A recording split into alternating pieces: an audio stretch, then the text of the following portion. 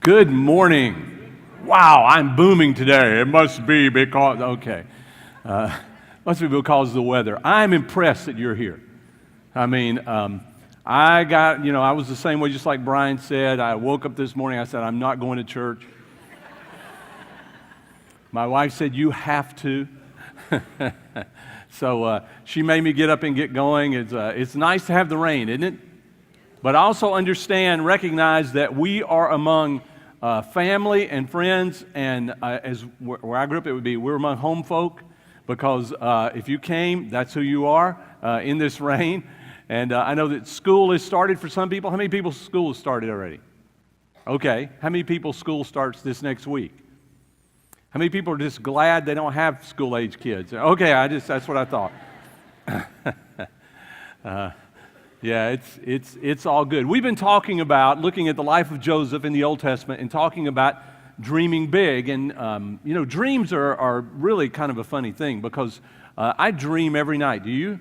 I always remember my dreams. Some of them are not as pleasant, as others, but I almost always remember my dreams. I don't know what that says about me, but it's just one of those things how I kind of function. But one of the things that happens as far as dreams, when we're talking about, what God wants for our life, or we're talking about, the dreams that you have for your life and how you see your life, is that over time, those dreams change.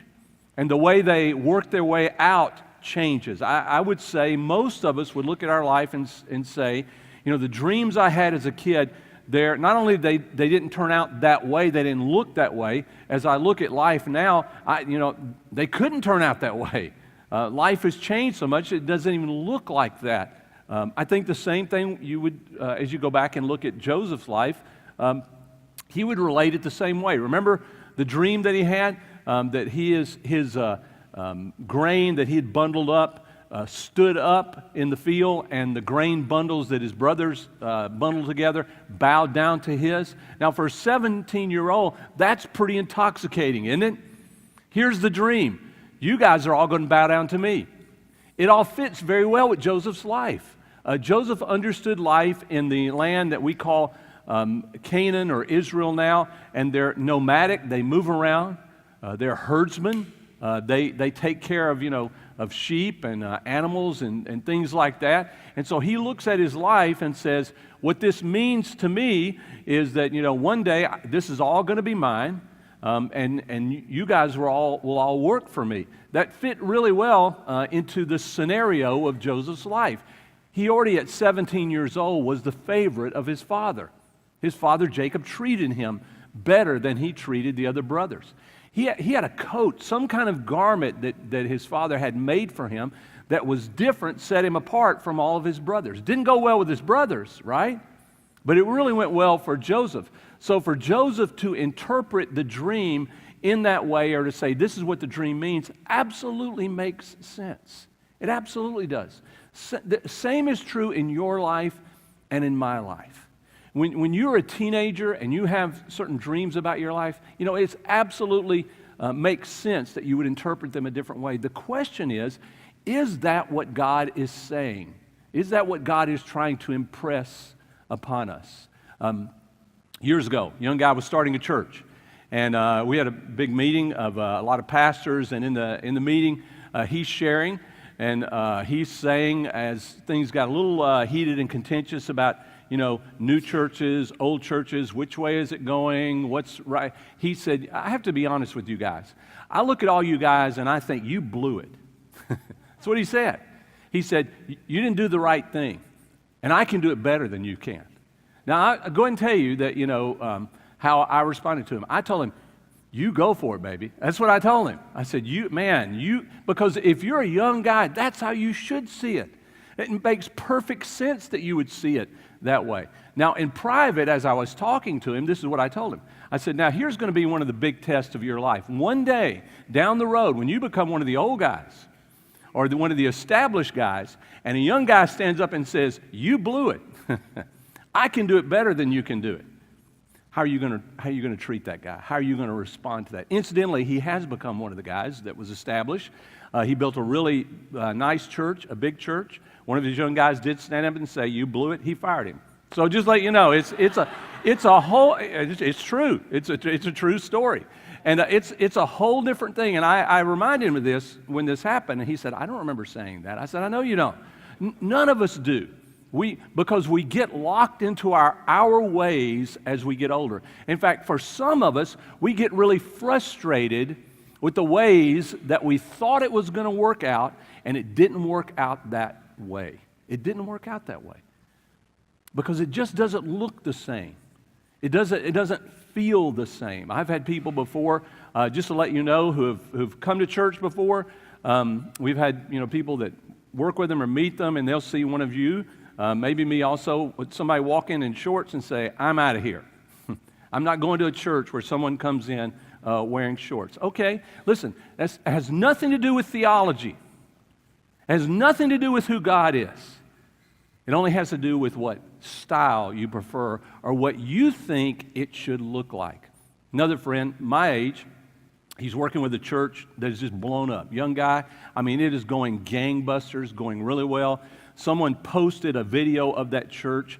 It was a little clip. The guy's really engaging, got a lot of personality. He's not dry and boring like I am. He engages with you. And so he's doing this for about 2 or 3 minute clip. I mean, it's really good. I really enjoyed it. And another friend of mine, who's a little bit older than I am, he posted, lives somewhere else. He saw it and he posted, "That's not church to me." And I thought, okay, what you're talking about is style. You're not talking about content. Because if you go and listen to this guy, content-wise, he is outstanding. His content is really, really good. But his style did not relate to this friend of mine who prefers church from, probably about the 60s or 70s, what church was like in those days. It's not the same thing. There's a difference in content and there's a difference in style. And we tend to get hung up. I do also, just to let you know. We tend to get hung up on style. You like the new music? I love it. I mean, I'm singing. I was one of the ones pushing for a same power. I mean, I love that song. But I sing old hymns. If you came around me and you came across me in a quiet time or prayer time, you might hear me singing old hymns. I grew up singing old hymns. I love old hymns. But I'm also smart enough. Let me say it again. Say it with me. Yeah. To realize that's an old style. And that old style, even though I had a friend one time tell me, it'll come back one day. No, it won't. Praise God. It won't. And I know that's disappointing for some people even in here. Oh, I'm holding on to the... It's not going to come back. It's great. It was a part of the journey that God took you through if that was part of the journey. But God is moving in a different direction, and He's moving forward. And the same thing was true with Joseph's life. You think when Joseph gets sold by his brothers into Egypt that Joseph is saying, just like the dream. No, he's saying, this can't be. This doesn't compute. This doesn't work. Where are you, God? I don't understand. And God's doing the same thing with us that He did with Joseph. He's saying, because I've got bigger and better plans than you have. Get on board. Jump in. God is not finished. God is not through. Changing cultures do not threaten God. They might threaten me and you. They do not threaten God. Changing styles does not threaten God at all. And part of what He takes Joseph through is a change in Joseph's life because God has plans for Joseph that Joseph doesn't understand and doesn't know. It is the same with you.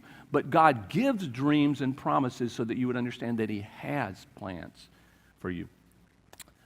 Quickly look at your outline. Let me give you a couple fill in the blanks. And sometimes people come afterwards and say, I didn't get those. So I'll try to make sure that you get them this morning. And the first question in your outline is, what is the purpose of dreams? Why does God give us dreams? And then right next to that, you'll see a little statement. Today we call them in a line. Here's what I want you to think about. What do we call, most of us don't talk about God has given me a dream or God has given me a vision. There are some people. But because the language has changed. Today, we call those God's promises. And the reason is because in Joseph's day, he didn't have the promises of God written down like you and I have, and all of this history and all of this that God has done for 4,000 years that you and I actually have. He didn't have those things.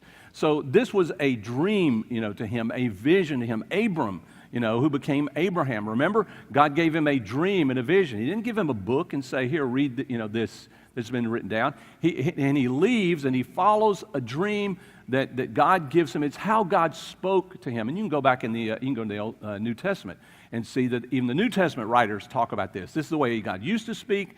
Now he has spoken in this way, because that's the way God leads and God guides. And the reason I say that these dreams and visions, we call them promises now, because the same thing is true with the promises that God gives you and gives me as given through a vision or dream to Joseph or to Jacob or to Abraham. It means that God has said, I'm going to do this. This is the way it's going to work out. I want you to hang on to this. I want you to hold on to this. It doesn't mean you can predict everything. It doesn't mean now you or me that we're now the authority on how everything is going to go. It means that God is giving us some glimpse, some understanding, and He has a reason to do that. Let me give you a couple of the reasons. The first reason is because He intends, here it'll pop up on there, to direct us to not give up on life. He's trying to make sure that as changes come and as you go through difficult times and as things don't work out the way you thought they were going to work out, that you don't quit on life, that you don't give up. That you don't say, hey, it didn't work out my way. I'm out of here, right? That you don't act like a child. Is that a good way to put it? That says, if it's not going my way, I'm taking my ball and I'm going home, right? Or I'm just going to sit here on the floor of Target, and I'm going to hold my breath, and because you are not doing it my way.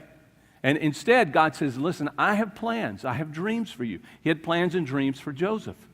The plans and dreams for Joseph involved more than just Joseph. They involved his family. They involved what would be eventually an entire nation. This is the Israel that would come out. It actually involved Egypt also, and the nations around them, because God has dreams and plans, and He gets us to hang on. He directs us. Don't quit. Don't give up. Hang on. Stay in there. Here's a verse I love this out of Psalm 27. You will like this one too if you haven't loved this one before. This is what it says in verse 13. I would have despaired unless I had believed that I would see the goodness of the Lord in the land of the living. Is that a good verse? I would have given up. I would have quit if I had not recognized that I would see God's hand and God's goodness, that God was the one who was going to bring good things out of this. Let me read another verse for you. It's not in your outline. This is in 2 Corinthians.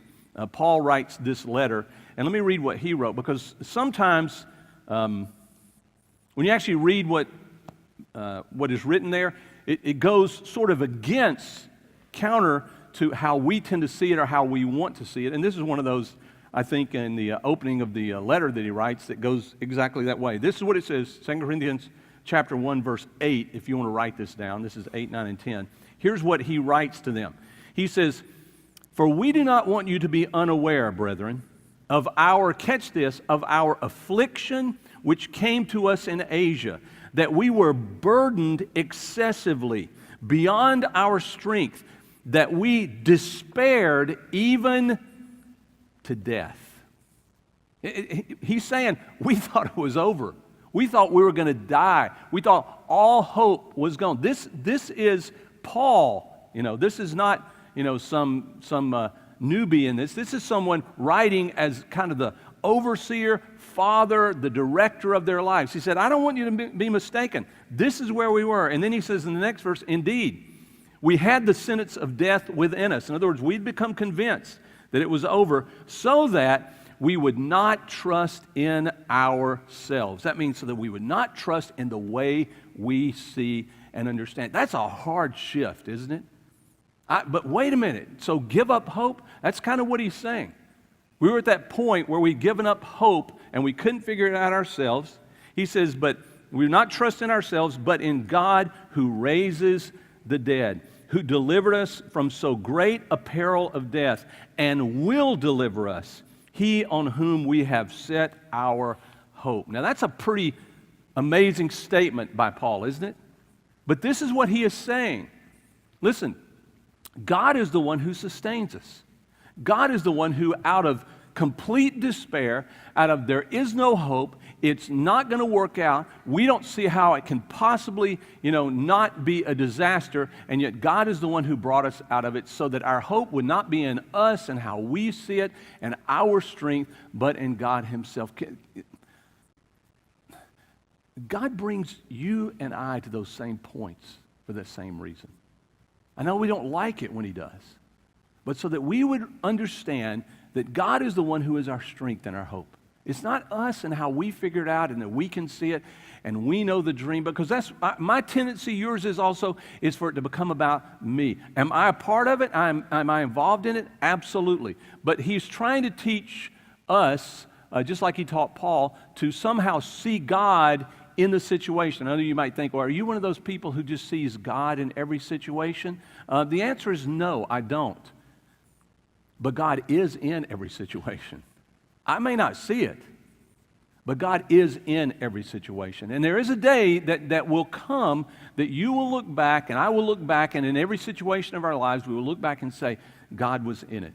If we're willing to look at it that way and we're willing to listen, this is where Joseph will come. You're going to see this in a few minutes also in his life. Second thing is, God uses our dreams. Here's the purpose. He's going to reshape our lives. He intends to reshape our values, what we think is important, and he reshapes our character. And this is what the whole story has been about.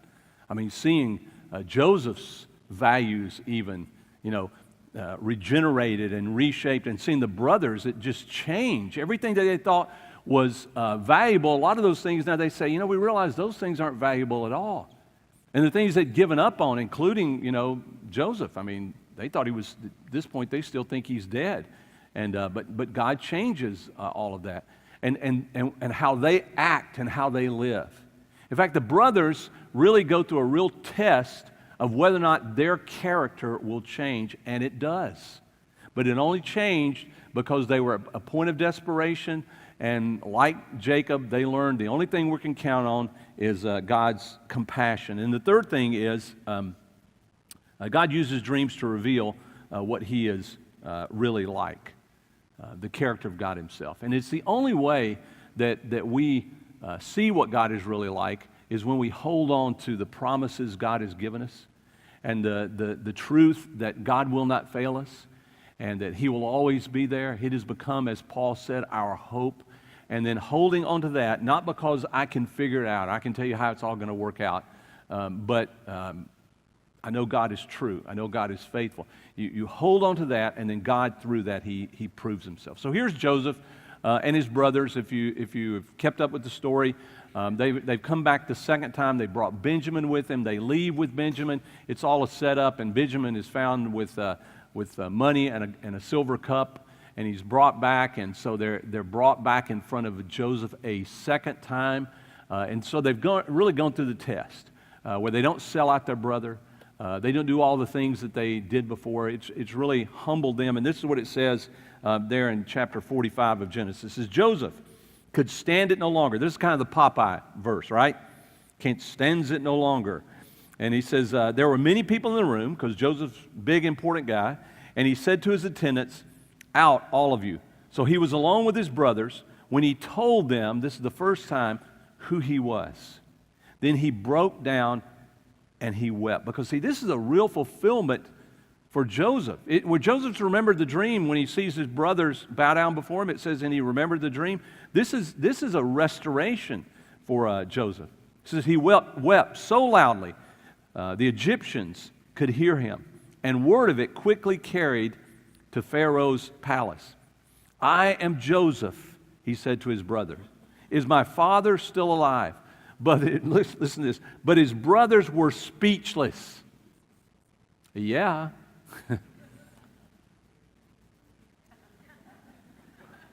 What do you say? I mean, with everything they've gone through and feeling like God's hand is upon them, judging them and seeing ahead of them and yielding to that. Now they thought it couldn't get any maybe worse. All of a sudden, Joseph's not dead. I mean, this is 20-something years later after he is sold and taken to Egypt. And it goes on to say they were stunned. That's an understatement. To realize that Joseph was standing there in front of them. Please come closer, he said to them. Now, this is one of those things where they're thinking, please come closer. Right, what is about to happen? Because, see, they'd seen those same movies. Like Raiders of the Lost Ark. And they knew there are trapdoors and spikes are going to pop up, or, some kind of ancient, locust will jump on you. They were like, this is not a good thing. Come closer. No, it's a setup. You haven't stepped, quite into the trap yet. Please come closer, he said to them. So they came closer.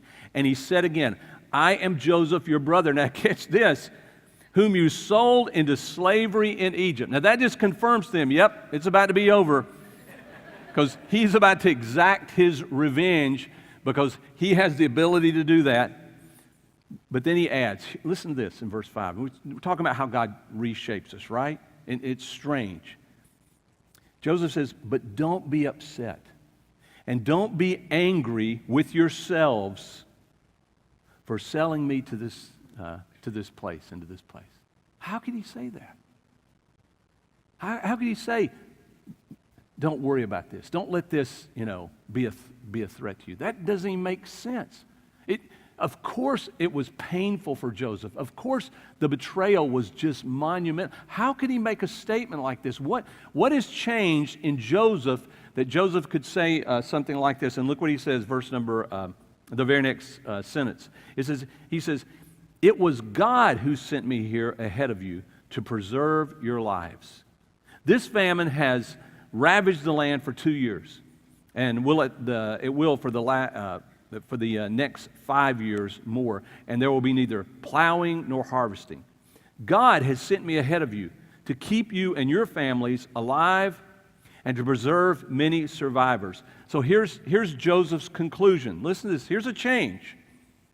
So it was God who sent me here, not you. And he is the one who made me an advisor to Pharaoh, the manager of his entire palace and the governor of all Egypt. Did the brothers send him there? Sure, they betrayed him. Did Pharaoh put him in a position of power? Absolutely he did. If you look at circumstances, it's the same way with your life as it is with mine. You can attribute it where you are and what has happened to the things that you have done or the things that someone else has done, or you can look at it and be sensitive and start to see God's hand in your life and how God has watched after your life and moved you from place to place. Even things that you didn't like, even things that you said, that's not what I wanted, but you see God's hand. And this is what Joseph is saying. He said, listen, I understand that you guys betrayed me, but what I have come to learn and come to understand, here as he's near about 40 years old, is God sent me here. God is the one who caused these things to happen, and for me to end up in Egypt as a slave and as a prisoner. And the way Joseph looks is a very foreign thing to them. The way Joseph acts is a very foreign thing to them. The dream has taken on a new look. It doesn't look the same. But what he is saying is, yes, this is true, but the God who gives the dream, the God who moves our hearts, the God who changes our character, the God who teaches us what is really valuable as opposed to the things that we normally think is valuable, that God is still in charge. That God is still doing his own work in our lives. This is the message he's trying to say to them so that they don't get caught up and say, no, it can't be that way. See, their whole world was wrapped up in Canaan. For the next 400 years, the world of Jacob's family of Israel is going to be wrapped up in Egypt, not in Canaan. What? That can't be. That's impossible. It can't work out that way. Why? Well, because it's not the way we saw it. That's not the way we understood it. It's not the way we had figured it out. Okay, but what if God has a different a different idea? What if God is teaching you, instead of you telling God how it's going to be, what if God is trying to teach you a bigger dream, a higher way, something that is more important as he moves it forward? It's exactly what God is doing with Joseph, with the brothers, with the family. It doesn't look the way they thought it was going to look, but it was going to work out. You know, it's interesting. 400 years they spend in Egypt. We're going to see that just in a minute, how they spend those 400 years. And so 75 or so people, it says, end up coming down into Egypt from Canaan. So it would be easy to think that the dream is actually lost, that the identity is lost. And a lot of people have written about this and tried to examine and think about it. And most people think what would have happened if they'd stayed in Canaan is, because they're nomadic and a lot of other nomadic people are there with a lot of different beliefs, that they would somehow have gotten caught up with that group and they would have lost who they are. Their idea of God would have gotten so interwoven with the cultural things that were there, and which ended up being described as being very wicked, that they would have just gotten caught up in those things. And so God takes them down to Egypt. It wasn't their plan. Takes them down to Egypt. And there they become isolated for 400 years. And 400 years later, when this guy named, you remember some guy named, was his name Moses or something like that? Anyway, you know, this guy, remember, and when he shows up and he walks them out, they are a nation with their identity and their understanding of God somehow still locked in and preserved, as now they go to the land to take the land, which is something, you know, if they just kind of stayed there and kind of migrated and wondered, probably, you know, would never have happened, because God has plans. God has ways. He doesn't, you know, tell us all the details of it. He just says, you trust me, I've got plans, I'm going to give you promises, you hang on to those promises, you trust me, you follow me, I'll work those things out. It's exactly what he has done with Joseph and with Israel at this point. So here's the point. The fulfillment of the dream is true in my life and your life, is more about what God looks like than what you think the dream looks like. It's more about what God looks like than what you and I think the dream looks like. And I say that because if you're hanging on to what you think is the dream, or what you think it's supposed to look like, or how you think it's supposed to work out, stop hanging on.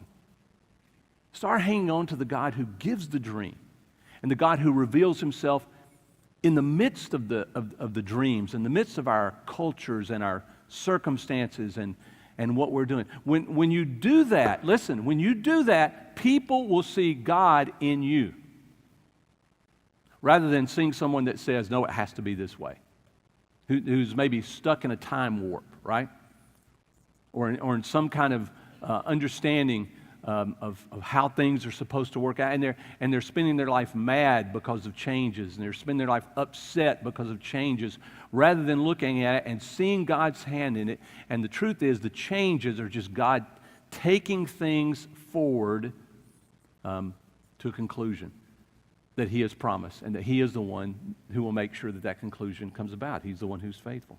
He goes on and says, look down in verse number 12. It says, then Joseph added, you can see for yourselves. I love that verse, because I think that's what he's trying to say.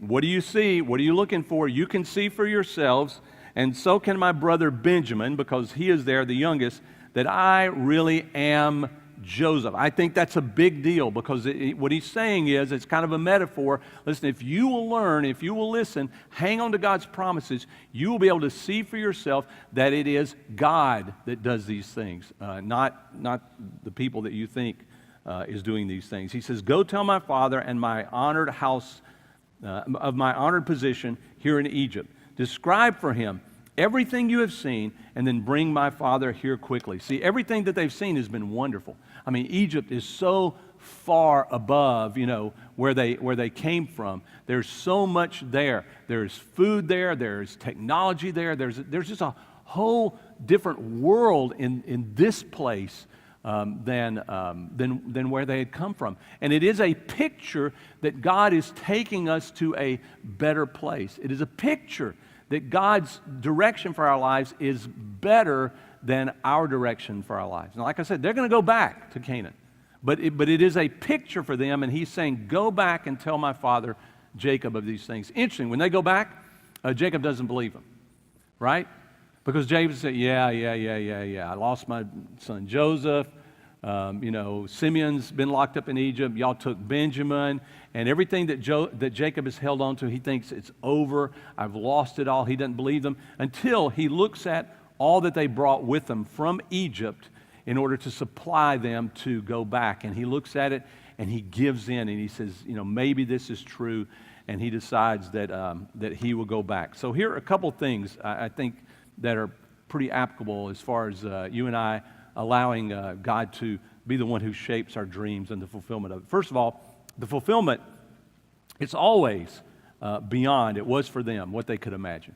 There's no way Jacob ever could have seen that this is the way that it was going to go. Even though, just to let you know, if you can go back to Genesis 15, and when God gives the vision to Abram, he tells him this is going to happen. You can go back and read it for yourself. They just, it's just a part they didn't understand, so they didn't hang on to it. But he actually tells them this is going to happen.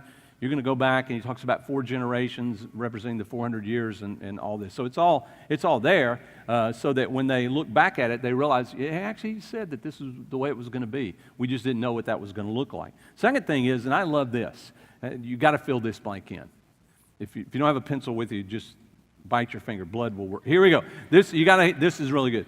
The controlling reality of every step, it was true for them, it's true for you. The controlling reality of every step was the certainty of what God had said. The controlling reality of every step was the certainty of what God had said. Now that's a different way to see life than you thinking the controlling reality is what other people do and the circumstances here. Because that's the way we tend to see life. He is teaching them, no, God is the one, He is the reality. He is the one who controls where this is going to be.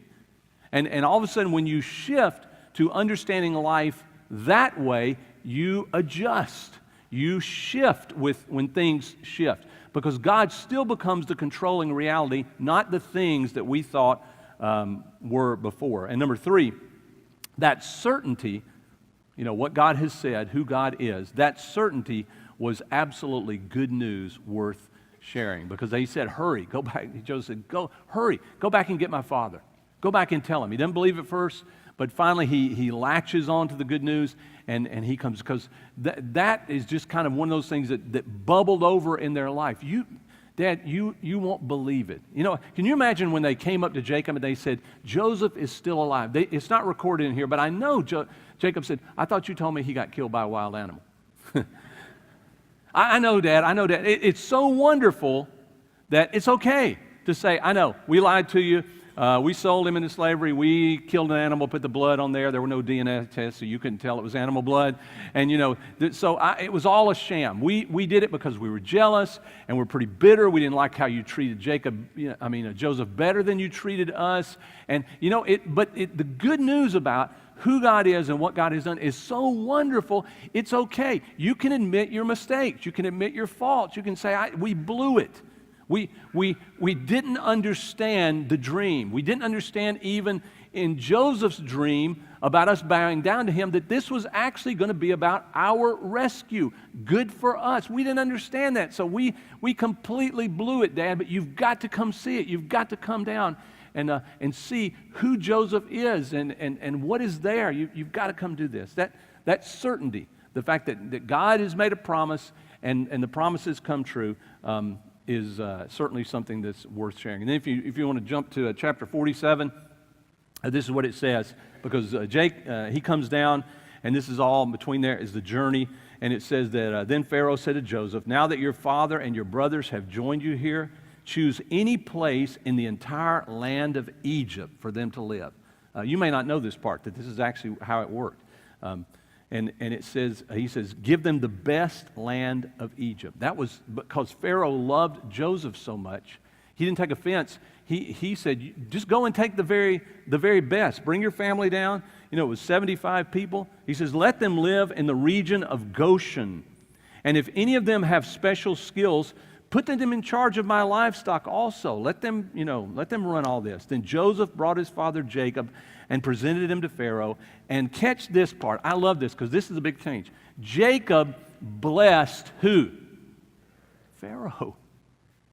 In fact, it says again before he leaves that Jacob, it comes back and says, and Jacob blesses Pharaoh a second time. Now, you may not understand that. It doesn't mean he blessed Pharaoh out. That's what you might think.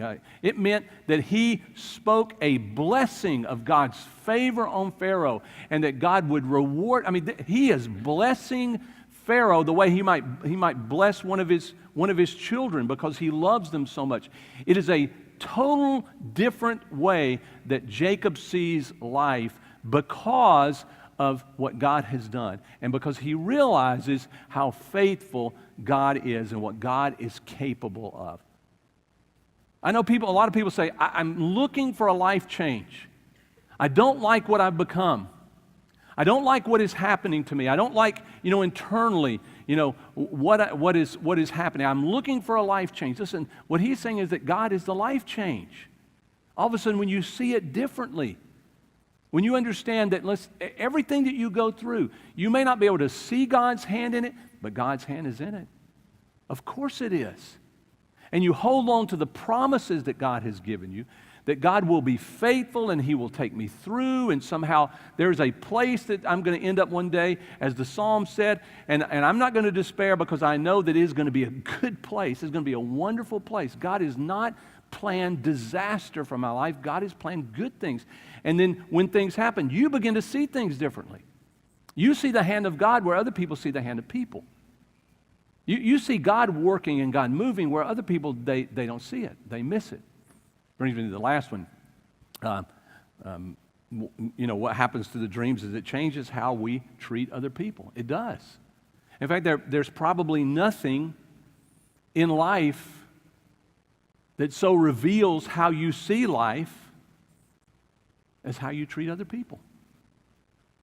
There may be nothing in life that is so revealing of how you see God and God's power and who He is as how you treat other people, right? Remember John, he will later write that if we say we love God, he's talking about our hope and our trust is in God, and yet, we can't treat people with that kind of love. He says something's wrong. There's something that is just doesn't work. It doesn't connect about what we are saying. If God is the king of the universe, if God is the one watching after our life, if this is all about God's plans for us, if we put our hope and trust in God, it means we don't see people with quite the power or authority or stronghold over our happiness and our attitude and how we see life as we would have if we'd not seen God in that same light. Let's pray. Heavenly Father, we thank you that you reveal yourself for a reason. And you reveal yourself through our dreams, our visions, the promises that you make us for a reason, so that we would see you as you really are. And we would be able to acknowledge that the things that we normally look at and think that those things are going to determine my happiness, my success, those things are going to be the shapers of my attitude, my whole countenance in life. That really you come in and you override all of those things. You give us a different way of seeing life. You take us through difficult times. We go through struggles. Like Paul, God, there are times when we just feel like it's not going to work out. It's all going to fail. And yet you have become our hope. You've become the one who has given promises, dreams that you will fulfill because of who you are. So Lord, this morning, once again, we acknowledge who you are. Our need to know you, to listen to you, to draw close to you. Unlike Joseph and Jacob and in their day, you've given us a record, a word that you've preserved for thousands and thousands of years, so that we could still know the stories See the stories of other people and how you have been faithful to them and how you've continued to do your work. And that hope, that sense of trust in the same power that caused those things to happen could become our hope and our sense of trust. Thank you for sending your Son. That Jesus changed everything. That where we were in despair, where we were left to our own wits and our own ways, that Jesus once again proved that you had plans and that you would send a rescuer. And just as Joseph rescued his people, Lord, Jesus has been the rescuer of us who were not even a part of Israel.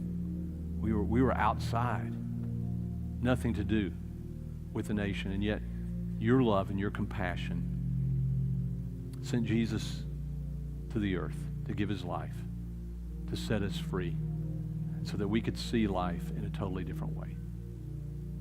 We thank you in his name. Amen.